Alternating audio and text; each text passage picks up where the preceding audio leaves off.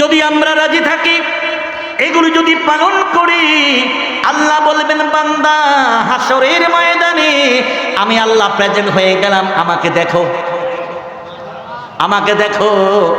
আমিও তোমাদেরকে দেখি, তার কারণ আমি তো তোমাদেরকে আমার আপন কুদরতে আমি তোমাদেরকে বানিয়েছি। লাকাদ খালাকনাল ইনসানা ফি আহসানি তাকওয়িম। আমি আল্লাহ তোমাদেরকে কত সুন্দর করে বানিয়েছি। তামাম সৃষ্টি জগৎ যত সুন্দর, এর থেকে সুন্দর করে তোমাদেরকে বানিয়েছে। আল্লাহ বান্দাকে দেখবেন, বান্দা আল্লাহকে দেখবে, বান্দা আল্লাহকে দেখবে, আল্লাহ বান্দাকে দেখবেন। হাসরের ময়দানে কিতাব প্রমাণ করে মাস চলে যাবে, বছর চলে যাবে, হাজার হাজার বছর চলে যাবে।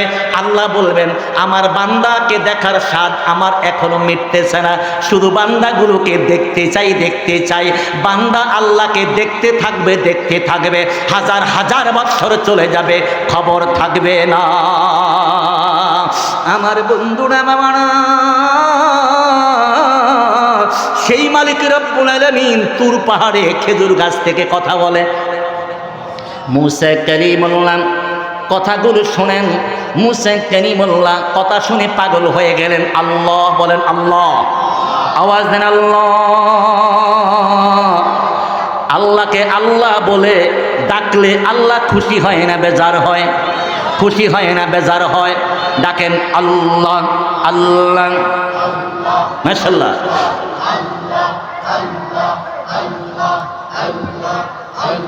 যারা বাহিরে চলে আসেন, প্যান্ডেল ভরে যাচ্ছে, প্যান্ডেল ভরে যাচ্ছে ইনশাল্লাহ, অর্ধেকের বেশি হয়ে গেছে। যারা বাহিরে আছেন দোকানপাট ছেড়ে চলে আসেন। আল্লাহ, আল্লাহ, মাশাআল্লাহ। আল্লাহ, আল্লাহ, আল্লাহ, আল্লাহ, আল্লাহ। তুমি মেহেরবান গো নবীজি, তুমি মেহেরবান, ও নবী গো তুমি মেহেরবান। আল্লাহ, আল্লাহ, আল্লাহ, আল্লাহ। জীবনে একবার দেখিলে, জীবনে একবার দেখিলে জুড়াইতাম পরাণ আমি। জীবনে একবার দেখিলে জুড়াইতাম পরাণ, ও নবী গো তুমি মেহেরবান। মাশাআল্লাহ, আল্লাহ, আল্লাহ, মাশাআল্লাহ, আল্লাহ, আল্লাহ। তুমি মেহেরবান গো নবীজি, তুমি মেহেরবান, ও নবী গো তুমি মেহেরবান। আল্লাহ, আল্লাহ।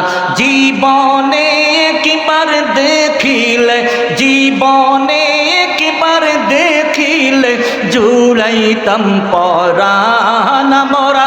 জীবনে একবার দেখিলে জুড়াইতাম পরাণ, ও নবী গো তুমি মেহেরবান। মারহাবা। আল্লাহ, আল্লাহ, আল্লাহ।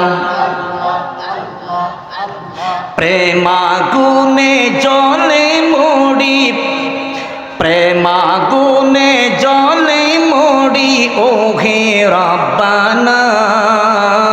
আমরা যাহার প্রেমে পাগল তিনি মদিনা। আল্লাহ, আল্লাহ, জোরে জোরে। আল্লাহ, আল্লাহ, আল্লাহ। প্রেমাগুনে জ্বলে মরি, ও হে রব্বানা। আমরা যাহার প্রেমে পাগল তিনি মদিনা। আল্লাহ, আল্লাহ। ও হে রব্বানা, কেমনে যাব মদিনাতে, মন তো মানে না। দয়া করো দয়াল প্রভু, ও হে রব্বানা। আমরা আমরা যাহার প্রেমে পাগল তিনি মদিনা আল্লাহ আল্লাহ আল্লাহ আল্লাহ আল্লাহ আল্লাহ আমরা যাহার প্রেমে পাগল তিনি মদিনা আল্লাহ আল্লাহ প্রেমাগুনে জলে মরি ওহে রব্বানা আমরা যাহার প্রেমে পাগল তিনি মদিনা লা ইলাহা ইল্লাল্লাহু। কই পড়ায় সব রাখেন রাখেন, সবাই পড়েন নাই তো, সবাই পড়েন নাই তো। জীবনে কত সুন্দর কণ্ঠ দিয়া পল্লী গীতি গাইলাম, জীবনে কত সুন্দর করে নজরুল গীতি গাইলাম, কত সুন্দর কণ্ঠ দিয়া রবীন্দ্রসঙ্গীত গাইলাম, জীবনে কত সুন্দর ছন্দ দিয়া হিন্দি গান গাইলাম। আমার বন্ধুরা বাবারা, যেই কালিমা না পড়লে মুসলমান হওয়া যায় না, যেই কালিমা না পড়ে ইমানদার হওয়া যায় না, যেই কালিমা না পড়লে আল্লাহর পরিচয় দেওয়া যায় না, যেই কালিমা না পড়লে নবীর পরিচয় দেওয়া যায় না, ওই কালিমাটা সুন্দর করে পড়ার দরকার আছে না নাই? মানে আমার সাথে মহব্বতে সুর দিয়া দরদ লাগায়া মহব্বত লাগা বলেন লা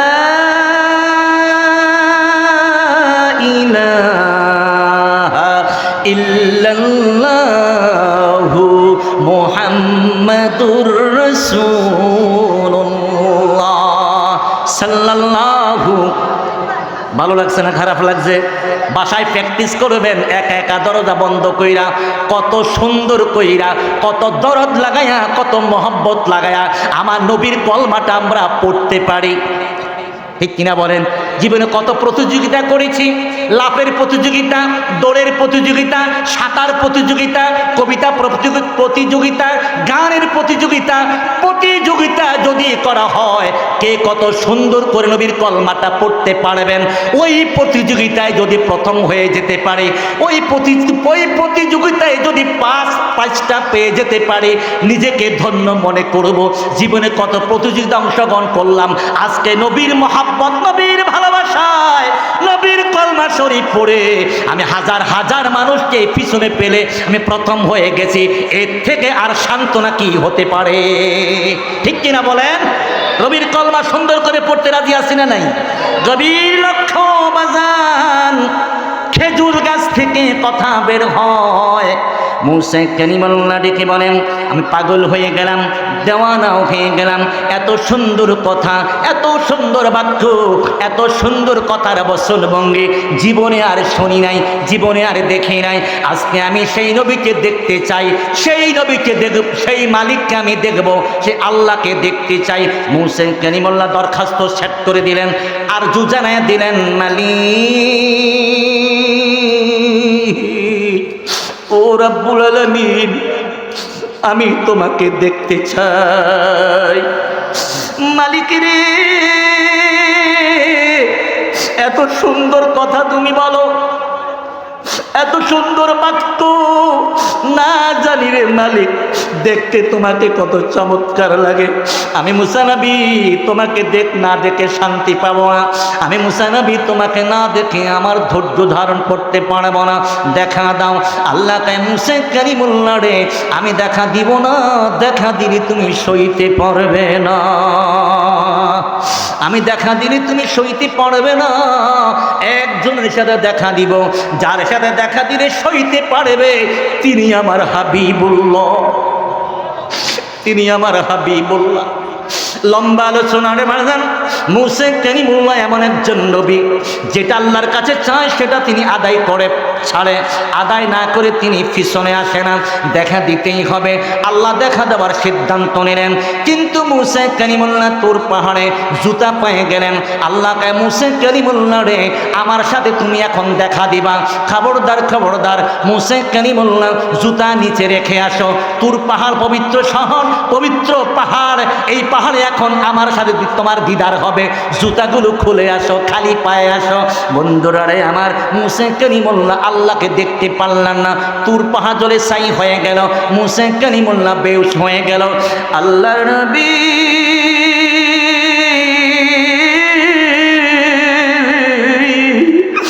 নূরের নবী, দয়ার নবী, মায়ার নবী, আল্লাহর বাড়িতে যাবেন, আল্লাহ জিব্রাইলকে পাঠালেন, যারে জিব্রাইল যা আমার বন্ধুকে দাওয়াত করে আমার বাড়িতে নিয়ে আসো।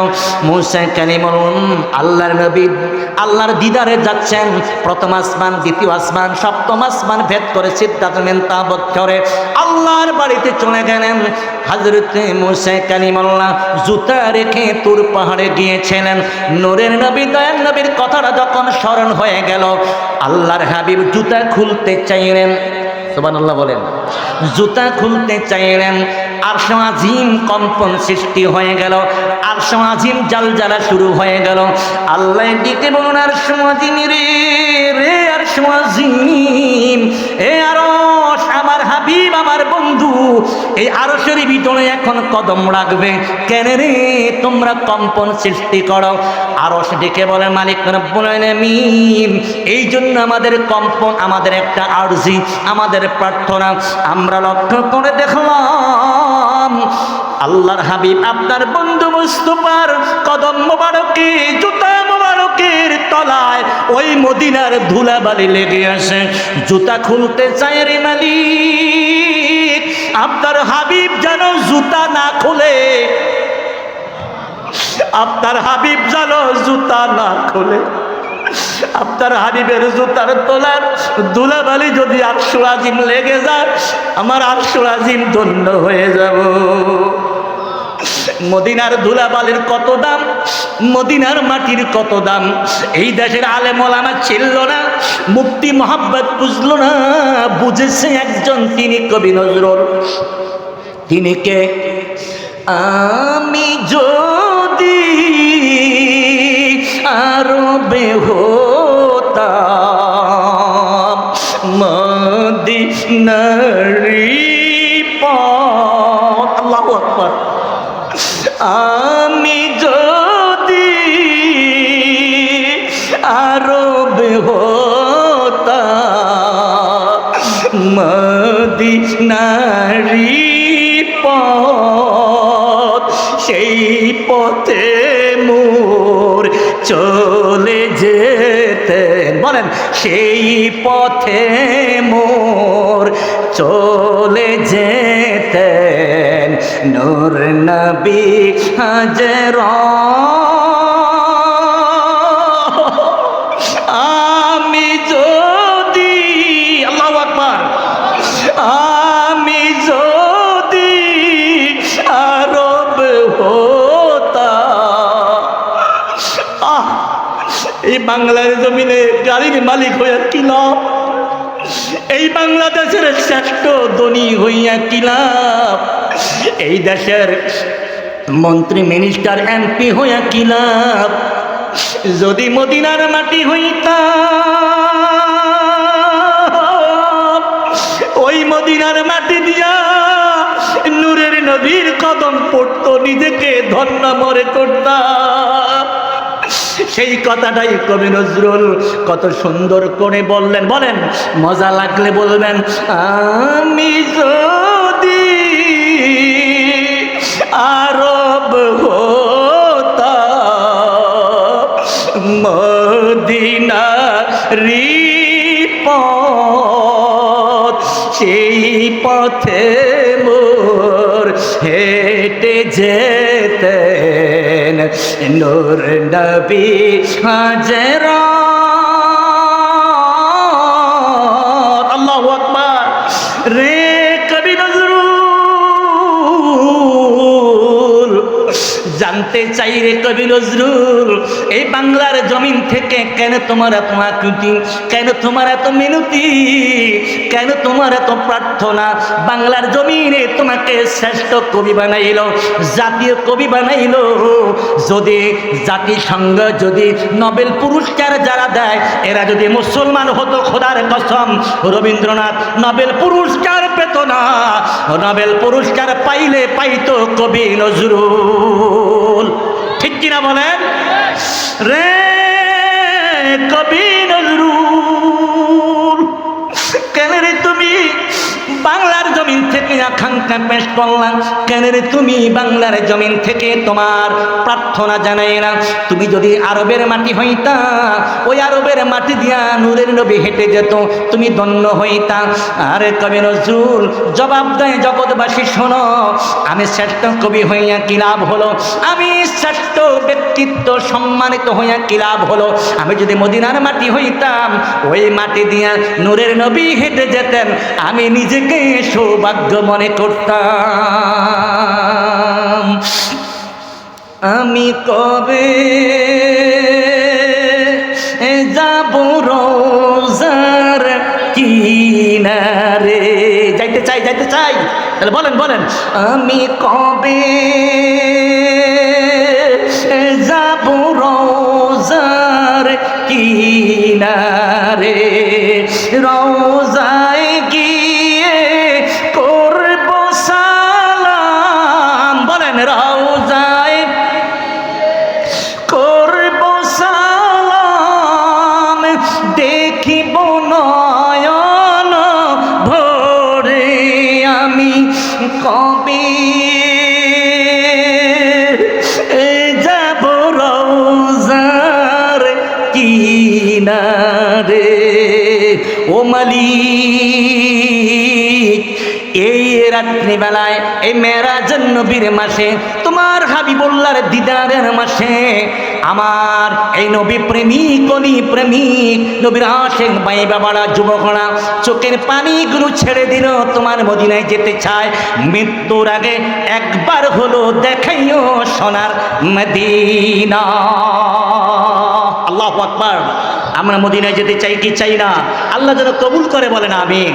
আল্লাহর হাবিব ডেকে বলেন, আল্লাহ ডেকে বলেন, রে আরশ আজিম, আমার বন্ধু হাবিবুল্লাহ আজকে তাশরীফ আনলেন, বলেন নারায়ে তাকবীর, নারায়ে রিসালাত, আর জোরে নারায়ে রিসালাত, নারায়ে রিসালাত, আর নারায়ে তাকবীর, নারায়ে তাকবীর, নারায়ে রিসালাত, বিশাল লোকের আগমন, বিশাল লোকের আগমন। আলহামদুলিল্লাহ বলেন। আলহামদুলিল্লাহ কইছেন সবাই? আলহামদুলিল্লাহ ওয়াজ করলে তো এখন আধা ঘন্টা লাগবে, আলহামদুলিল্লাহ বলবেন না? আর আপনি কিসের, আপনি যত বাড়ির মালিক হন, আপনি যত 4টা 10টা 20টা গাড়ির মালিক হন, আপনি কোটিপতি হন, কিন্তু আপনি আলহামদুলিল্লাহ বলা লাগবে, ঠিক কিনা বলেন? আল্লাহর শুকর আদায় করা লাগবে। আপনি ভাঙ্গা প্লেটের মালিক হন, আপনার ঘরে খাবার আছে কি নাই, না থাকলে নাই, আপনার পরনে জামা কাপড় না থাকলে নাই, আপনি খেতে না পারলে নাই, তারপরেও আল্লাহর প্রতি শুকুর থেকে আলহামদুলিল্লাহ বলা লাগবে। কথা বলেন ঠিক নেবে, ঠিক লাগবে কি লাগবে না? সব সময় সুখে দুঃখে আপদে বিপদে আলহামদুলিল্লাহ বলতে চাই কি চাই না? তাহলে কত আওয়াজ আছে কি বলেন? আলহামদুলিল্লাহ, নারায়ে তাকবীর, নারায়ে রিসালাত, আহলে সুন্নাত ওয়াল জামাত, পবিত্র মেরাজুন নবী সাল্লাল্লাহু আলাইহি ওয়াসাল্লাম, এনায়তনগর শাহী জামে মসজিদ। আলহামদুলিল্লাহ বলেন। আমি আমার ভাইকে বলেছিলাম, আসলে আমার ভাইকে বলেছিলাম, আমি আমার বিশ্বাস, এটা আমার কি বলেন, আমার সবাই মুসল্লি, আমার বিশ্বাস এশার নামাজে কয়েকজন ছোট ছোট বাচ্চা ছিল, আমি এদেরকে সরিয়ে দিয়েছি। আমার বিশ্বাস আমি মাইক ধরলে প্যান্ডেলটা ভরবে, এরপর আমার ভাই কিছু আলোচনা করতে ভালো লাগবে, ঠিক কিনা বলেন? আমার বিশ্বাস ছিল এটা, ইনশাল্লাহ। কারণ আমি 5 বছর আমার মুসল্লির সামনে আলোচনা করি, ঠিক কিনা বলেন? এটা আমার গর্ব না? আমার এটা আমার আলহামদুলিল্লাহ। আপনাদের উপরে আমি কি সন্তুষ্ট। অনেক মসজিদে আছে, আমরা মাহফিলে যাই, স্থানীয় আলেম, লোকাল আলেম, যদি ইমাম সাহেব ওয়াজ করে মানুষ বসে না, হুজুরের ওয়াজ তো প্রতিদিনে শুনি, এই একটাই কথা, প্রতিদিনই শুনি। তা আপনারা আমার আলোচনা কি প্রতিদিন শোনেন না? আজকে 5 বছর শুনতেছেন। তারপর আমার বিশ্বাস ছিল আপনারা বসবেন, ইনশাল্লাহ আপনারা বসেছেন। আমি আপনাদের উপরে এত খুশি, এত সন্তুষ্ট, আমার মন থেকে আপনাদের দোয়া করে আল্লাহ যেন কবুল করে, বলেন আমিন। কারণ আপনারা তো আমাকে দোয়া করেন। আমি তো মরে গিয়েছিলাম, ঠিক কিনা বলেন? আজকে বলি, আমি তো মৃত ছিলাম। আমি যখন আমাকে স্ট্রোক করার পরে, হার্ট অ্যাটাক করার পরে আমাকে যখন জেরেপাড়া পোল হয়ে হাজীগঞ্জ হয়ে যখন পাঠানতুলি হয়ে আমাকে নিয়ে যাচ্ছে, আশফাক ভাই এখনও আছেন। আমি পাঠানতুলি যাওয়ার পরে আমার যে কন্ডিশন, আমার আর নিজেকে আমি এখন আর অনুভব করতে পারি না। এতটুকু আমার মনে হয় আমি শেষ, আমার মেয়েদেরকে আমার দেখা হবে না। কিন্তু আপনারা আমাকে যে ভালোবাসা দেখিয়েছেন, আমাকে হাসপাতাল নারায়ণগঞ্জ থেকে ঢাকায় নিয়ে চিকিৎসা, এরপরে প্রায় 1.5 মাস 2 মাস আমাকে মসজিদে এসে 2 মাস কথা বলার আমাকে দেয় নাই। হুজুর আস্তে কথা বলবেন। এরপরে যখন কথা বলতাম, হুজুর আস্তে কথা বলেন, ভয় হয়। এত ভালোবাসা, আমি এর প্রতিদান আমি কি দিব? শুধু আপনাদেরকে আমি দোয়া করি আল্লাহ যেন আমাদের এই এনায়েতনগরের, আমার এখনও রাস্তায় হাঁটলে মহিলারা জিজ্ঞেস করে, হুজুর আপনার শরীরটা এখন কেমন? আলহামদুলিল্লাহ বলেন। মহিলারা যে আমি চিনি না, জিজ্ঞেস করে, হুজুর আপনার শরীরটা এখন কেমন? আল্লাহ যেন আমাদের সকলকে কবুল করে বলেন আমিন। এ মাহফিল আল্লাহ যেন কবুল করে বলেন আমিন। আমি অনুরোধ করব, যারা দাঁড়িয়ে আছেন বসে যান, আর কেউ উঠা বসা করবেন না। রাস্তা দোকানপাটে যারা আছেন, আমি বলবো দোকানপাট ছেড়ে দেন। আজ যদি মরে যাই, কাল এই মসজিদে জানাজা হবে। আমি বেঁচে থাকলে আমি ইমামতি করব, আর এরা হবে মুসল্লি। কথা বলেন ঠিক না ঠিক? আপনি যদি আজকে মরে যান, আগামীকাল মসজিদে জানাজা হবে। আমি যদি বেঁচে থাকি, ইমাম হিসাবে আমি জানাজার ইমামতি করব, আর ফ্যান্ডেল যারা আছে এরাই আপনার জানাজার কি হবে? মুসল্লি হবে। কেন আপনি দোকানে বসে আছেন? কি জন্য বসে আছেন? পরকালের কথা চিন্তা করে, মৃত্যুর কথা চিন্তা করে, জীবনের শেষ দিন মনে করে আসুন, সকলে মাহফিলে চলে আসুন। আলেম ওলামার সাথে আমরা জবান থেকে কথা শুনি। ইনশাআল্লাহ আমাদের প্রধান বক্তা এসে গেছেন, আমার বাসায় রেস্টে আছেন, খুব তাড়াতাড়ি চলে আসবেন। আল্লামা মোশাররফ হোসেন হেলালি সাহেবের জবান থেকে আপনারা এশকের মহব্বতের আলোচনা আপনারা শুনবেন। আশা করি যারা বাহিরে আছেন দ্রুত চলে আসবেন ইনশাআল্লাহ। তাই আমি এই বলে আমার এই কথাগুলো আমি শেষ করে দিলাম। আপনারা মাহফিলের শেষ পর্যন্ত থাকবেন। আল্লাহ যেন আমাদের কবুল করে। আসসালামু আলাইকুম ওয়া রাহমাতুল্লাহি ওয়া বারাকাতুহু ওয়া মাগফিরাত।